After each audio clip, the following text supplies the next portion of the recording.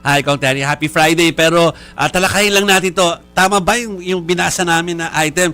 Papalitan ng mga kongresista yung rules of impeachment para talagang mag-pave way do sa attempt na naman ng ilan na para impeach ang Vice Presidente.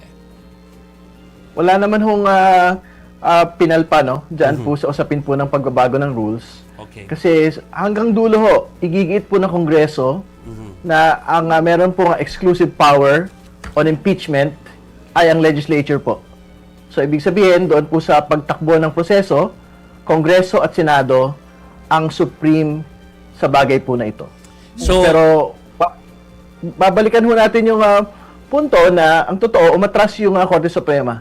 Doon po sa kanila pong very restrictive due process requirements at tinatanggap po natin ito pong pagbabago pong ito.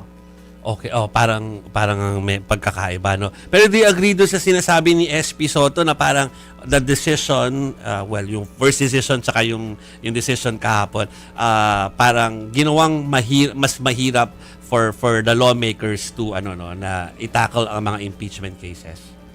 Well, kailangan natin maglinaw. Ang meron lang naman pong impact dito po sa Supreme Court decision po na ito ay yung pong express route, no?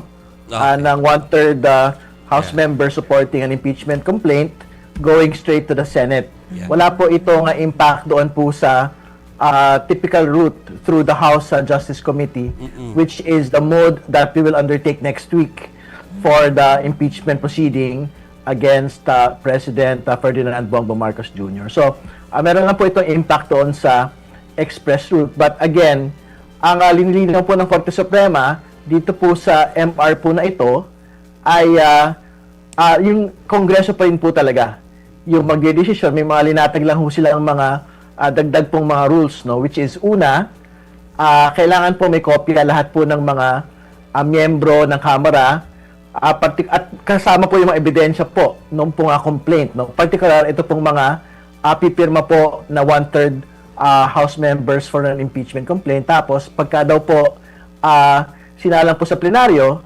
dapat po may kopya ho ang lahat din po ng mga miyembro ng articles of impeachment at yung pong mga ebidensya nakalakip po nito. So, yan po yung, I guess, pagbabago lang po mula dun sa previous ruling. Kasi dati, very restricted. Kasi ibig sabihin, rin-require po ng Korte Suprema dati na pasagutin pa yung po mga impeachable officers na respondent. No? So, binasag na ho nila yon, wala na po yon ngayon. Ayun. Okay. Kasi yun din sana kung yung gusto kong linawin kung paano makakaapekto yung desisyon ng Korte Suprema na ito doon sa magiging susunod na impeachment cases against VP Sara. Tsaka yung iba pang impeachment cases. So basically, wala gaano. Yun lang the express route. Tama po. I think yun naman po yung pinaka mahalagang paglilinaw po na ginawa po ng Korte Suprema. I don't want to debate pa ho yung mga siyempre, binabanggit ng mga kasamahan natin ng ilang mga senador, no? Kasi ang most impactful part naman po talaga nito yung pag-atras nila. Doon po sa restrictive due process requirements, and we are ready by the 6th of February 2026 to accept and proceed kung meron man pong mga impeachment complaints that will be filed against Vice President Sara Duterte by that time. Yung pong sinasabi ninyo na, yung sinasabi na possible changes sa House rules, kailan po ito mapapag-usapan? Well, ultimately, it will be determined by the House Rules Committee, no?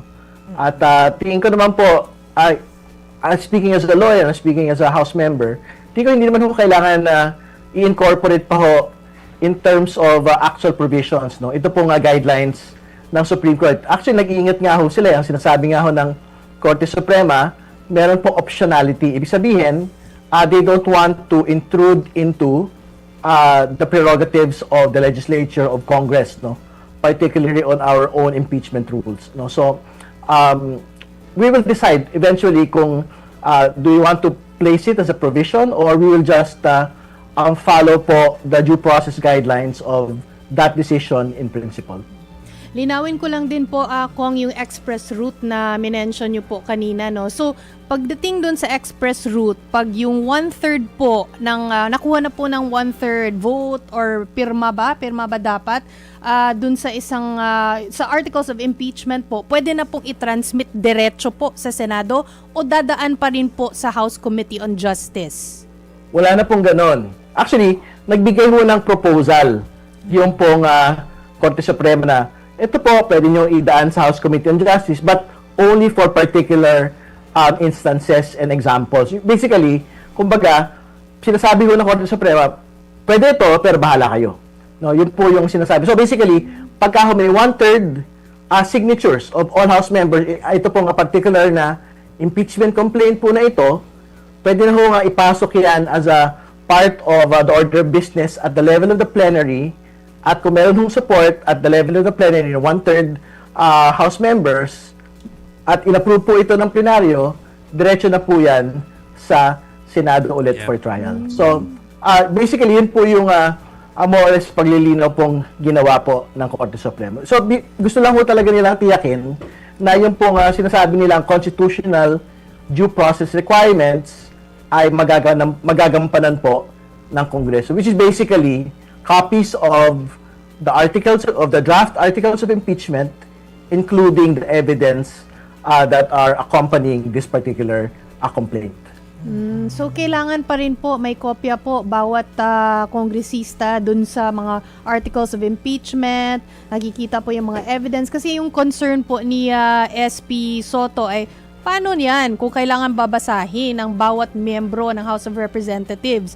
Paano kung absent ang absent yan? O sabihin na, well, wala akong oras para magbasa niyan. Important naman may kopya. Binigyan ng kopya. Ibig sabihin, pag humingi, pwede ipakita kopya po ng articles of impeachment at yung po mga ebidensya. So, tingin ko naman po, never naman ho nangyari sa Kongreso na wala ho kaming majority, at the very least, majority of all members to conduct business, no? So, ibig sabihin, kung meron kaming kalahati ng 318, I'm quite certain kaya namin maabot po yung 1/3 ng 318, no? So, tingin ko, we will proceed from that decision, and syempre, sa totoo lang, the proof of it will be after the 6th, no, of Feb. Kasi syempre, magdedepende ho kung ano ho ba yung mga complaints na papasok po sa Kongreso.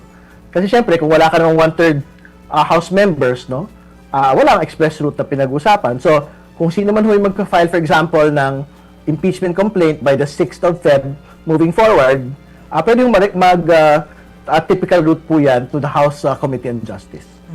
Akong kakambyo lang ako dun sa impeachment ni PBBM, ha? Ano yung inaasahan natin on Monday? Ano yung magiging scenario? Well, ang trabaho po ng House Committee on Justice ay magkaroon po ng determination of sufficiency in form and sufficiency in substance, no? So, unahin po namin yung form, kung tama po ba yung pagkaka-file ng mga impeachment complaints po na ito. Yun yung una. Tapos pangalawa, syempre, pag-usapan na po yung sufficiency in substance, no?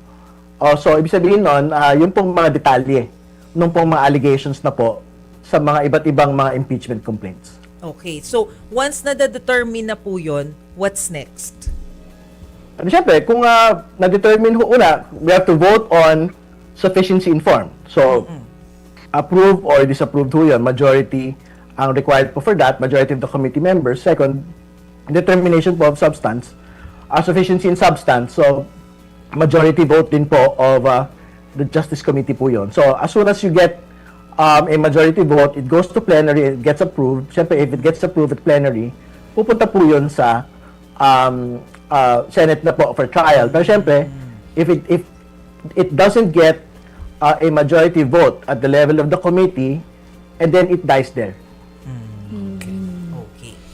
Okay? Sige po. Maraming salamat po sa inyo, Bicol's Haro Party List Representative Terry Redon. Thank you Salamat po. Maraming Happy Friday. Maraming salamat. Happy week.